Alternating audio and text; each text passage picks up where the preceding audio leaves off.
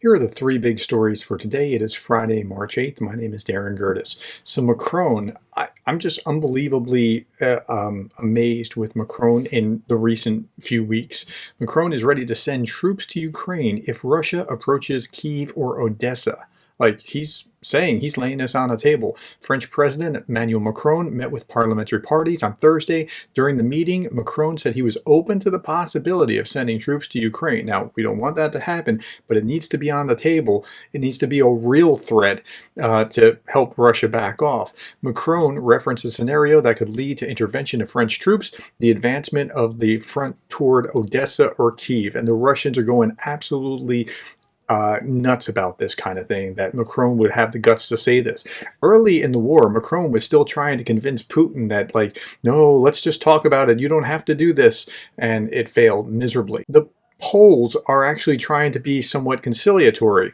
The European Commission has agreed to bilateral agreement between Poland and Ukraine on rules related to the movement of goods, including agricultural products. Hopefully they can get that resolved and get the border unblocked and go back to just supporting Ukraine rather than having whatever this thing was for the last few months with the truckers and the farmers.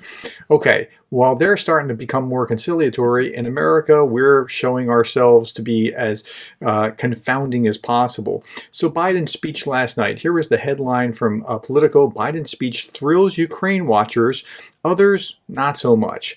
So if you were MAGA Republican, this would be like the worst possible speech that you could have watched. If you were Republican old guard that supports Ukraine, you thought that the Ukraine part was good, like I did, and I talked about that here in this video. I showed you that part of his speech and thought the rest of it was just Democrat platitudes and talking points that were nothing that you would be supportive of. Okay. And if you were fully on the left-hand side of the spectrum, you thought it was wonderful.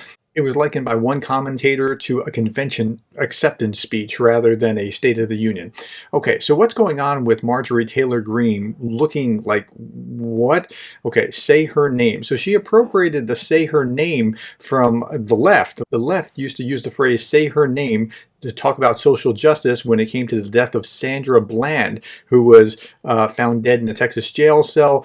Now, she should not have been yelling at Biden. There's no excuse for that. I'm not going to say that there's an excuse for it, but this is what she did while Biden was speaking.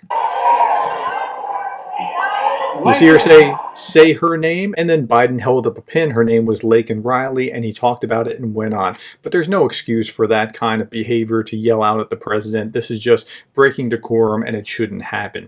Okay, that's where we are. Thank you for your time and attention, and the likes and the shares and the subscribes, and thank you for being the kind of person that cares about Ukraine.